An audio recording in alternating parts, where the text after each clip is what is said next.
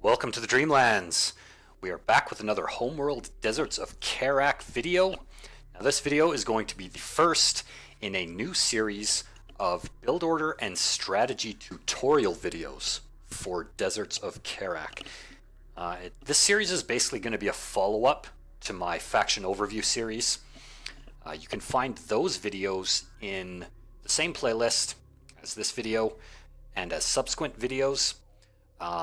It's under the guide section of my channel, and if you're just starting to get into this game, I highly recommend that you check those videos out first, as these videos are going to kind of follow up on some of the same concepts that I discussed in those videos. Now, in my faction overview series, I took a look at each of the 4 factions in Deserts of Kharak, gave a basic introduction into that faction's playstyle, as well as took a look at some of their unique faction mechanics, as well as all of the units at their disposal. So they were intended as an introduction to each faction. Now in these videos, we're going to go a little bit deeper, and we're going to start taking a look at some of the opening build orders that you can employ and how that can transition into different play styles and different strategies and unit compositions in particular. Now, that being said, there's a couple things that I want to mention right before we jump in. These videos are intended for players that are of a beginner to intermediate level of skill. So, especially in the first couple of videos in this series, we're going to keep the build orders very basic. And I've made a point of toning down the combat that we're going to see in the game a little bit in terms of pacing and scale, just so it's a little bit easier to follow. And so if you're starting out in the game and you want to have a good foundation, you want to have a build order to work with and a little bit of knowledge under your belt before you start playing multiplayer, these are the videos for you. Now, the second thing that I wanted to mention is that I very much intend for these videos to be a starting point for you. As I mentioned, the first couple of videos are going to be pretty general and pretty basic, and then as we progress through the series, the build orders will get a little bit more specific in terms of unit compositions and timings that you're going to want to use to employ a certain strategy. But again, they're very much a starting point, so I want to give you guys a place to start when you're getting into multiplayer, just a pretty basic build order to use that you can get comfortable with the faction, get comfortable with the game, and then use that kind of as a foundation to build your own play style, develop your own strategies. And I really encourage you guys to try different things in games, especially once you're really comfortable with the game and you're comfortable playing it.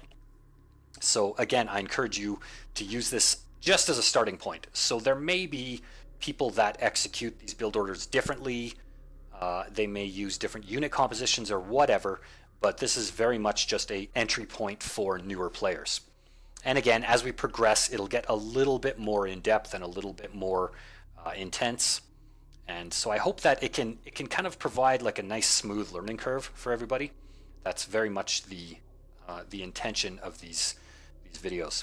So to start out with, what we're going to look at is the first build order I ever learned when I started playing multiplayer, and I found it to be a very, very good starting point, so I wanted to share it with you guys.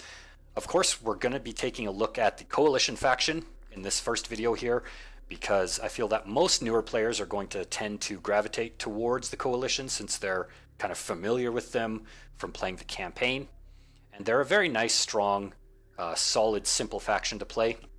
So we're going to start there, and we're going to look at a economic build order that the purpose of this build order is to establish a very strong economy in the early game, and that will allow you to transition into a more macro-oriented playstyle. So you can leverage it in any way you choose, really. The most important thing is the very first minute or two of the game, and that's going to hold true for the rest of my videos for the most part, just due to how RTS games in general, and specifically Deserts of Kharak, how these games are designed, you really can't make a specific build order that you can use in every game down to a T. You need to be able to read scouting information and react appropriately. So I'm going to kind of try and talk about that as we go through these build orders. And again, you don't have to follow exactly what I'm doing outside of the first minute or two. You can choose to do whatever composition you want. You can choose to respond appropriately to the unit composition of your opponent, which in fact you should always do. So really, with most of the build orders, it's just the first couple of minutes that are very specific, and after that they tend to kind of open up into a wider array of options. So with that said, I know I've been babbling on for a couple of minutes, but I just wanted to kind of lay the foundation down for some understanding. It's not like StarCraft where you can follow very, very specific build orders. At least I don't do that. I kind of play a little bit just off the seat of my pants. However, if you're starting out as a player, this is a good build order to learn. So let's load up a replay here. And just as we're getting in, I want to give a huge shout out and a thank you to Empty Soul for helping me make these videos. As I intended for them to be kind of more for beginners, we sort of had to really work together and tune the pace of the game to be appropriate for that skill level. And Empty Soul was super helpful in working with me to do that. So thank you, man. I appreciate that. And again, this is the Coalition Economic Opener. So I'm just going to pause it real quick, and I'm not going to reveal the map, and I'm going to take away the production tab. We're not going to look at any of this stuff because I want it to be pretty accurate to what you're going to see in the game. All right, so with that said, let's begin. Now what you're going to want to do for this build order is take your first 4 salvagers that you start with and put them all on CUs. Hit your carrier and queue up 2 more salvagers and rally them onto your RUs. Now I've chosen to also recycle my starting base runner because that's going to give me a little bit of resources and help me get my support cruiser out much quicker. And so once you have your starting location saturated, you're going to wait until you have 600, which should be pretty quick, and then you're going to build a support cruiser from the C tab right here. And so you can see that I've done that. As soon as I had 600, it was like less than a minute or just over a minute into the game. You can start building your support cruiser. And while that's building, you're going to want to get your light assault vehicle fabrication. And that's basically the start of your build order. Now this is going to allow you to establish a very strong economy in the early game. And again, you can then transition into a more macro-oriented playstyle. So after your production cruiser, you're going to want to build 2 more salvagers. Okay? And once your production cruiser comes out of your carrier, you're going to move your carrier. You can see that I've started moving the carrier up to my second resource location there. Now your support cruiser you leave at home, and that will allow you to mine at full efficiency back here, while you have your 2 new salvagers start mining CUs at your new location. Now I've decided to get power reserve 1 as quickly as possible because I'm going to use my carrier defensively. So I've put 1 power into weapons and 1 power into weapon range.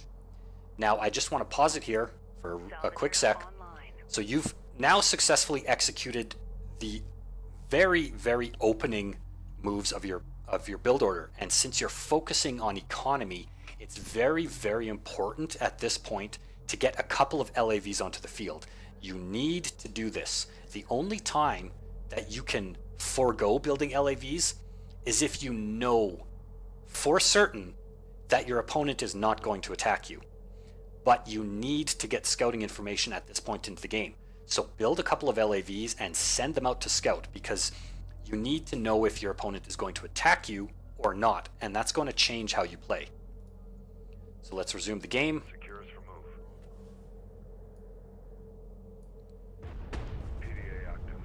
Now we're sitting pretty comfortable here on 2 base economy. We've got our carrier in a pretty good position to defend from any attacks, and now we're scouting out, and we're seeing that our opponent is amassing a small force outside our base, and they're going to look to do some harassment. So that's going to force us to build more units. You have to respond appropriately. And so what I'm going to do is continue building some LAVs and research AAV fabrication.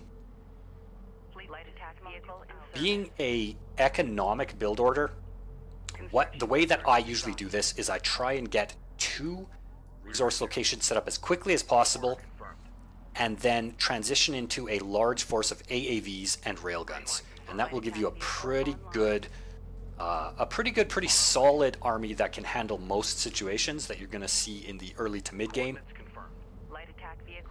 So the enemy is now committed to an attack.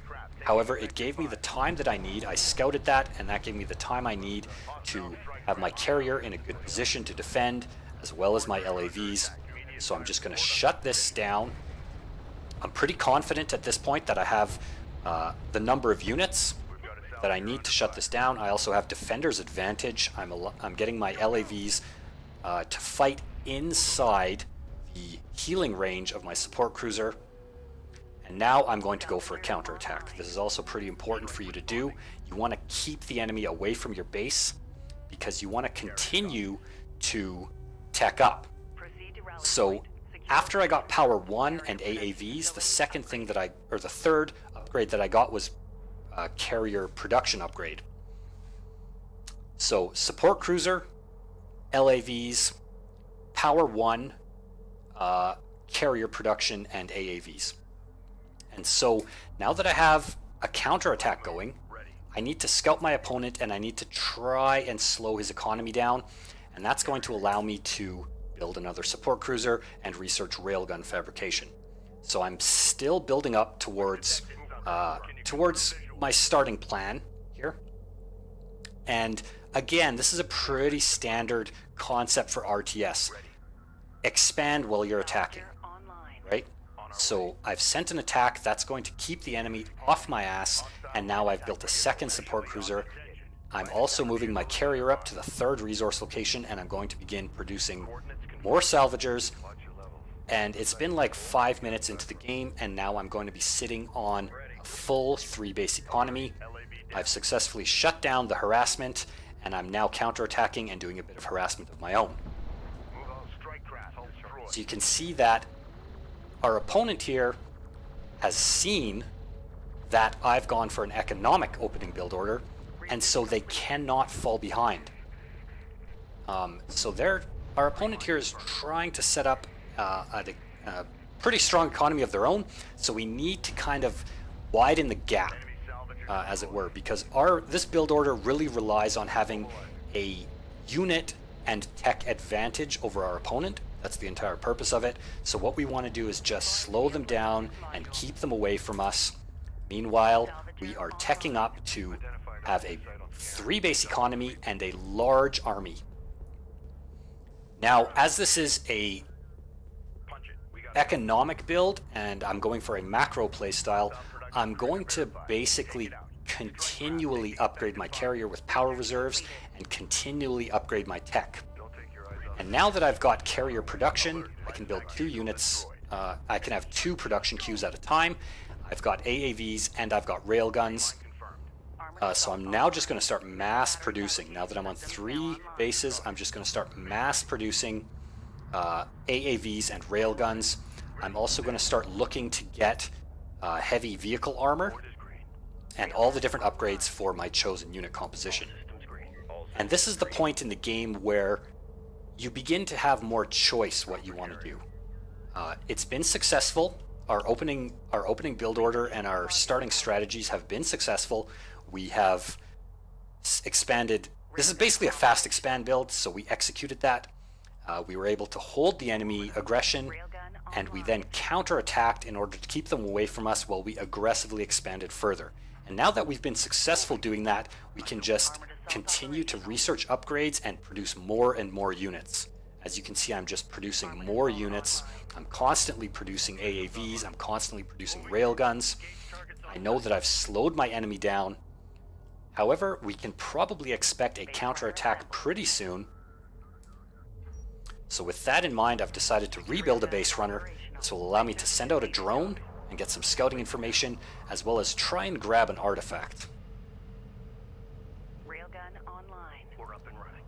But as you can see, we now have 4 AAVs, 6 railguns. We have got heavy vehicle armor level 1 coming. So we're looking in a pretty good position. Now the enemy has gone for a counterattack with some assault railguns. However, we definitely at this point in the game have a very distinct macro advantage, and that's the entire purpose of this build order. So we want to just keep leveraging that gap between us and our opponent wider and wider. So this is a decent counterattack, and it could have done a significant amount of damage if I wasn't prepared for it. However, I was able to use a little bit of micro, moved my support cruiser out of the way. I've grabbed an artifact. However, my artifact, my base runner, is now caught out of position, and it's going to get sniped, so this was a good move by my opponent. This is going to keep it tied up at 0-0. However, at this point, provided that we keep pressure on our enemy and keep them from getting the same momentum we have, we're going to look in a pretty darn strong position.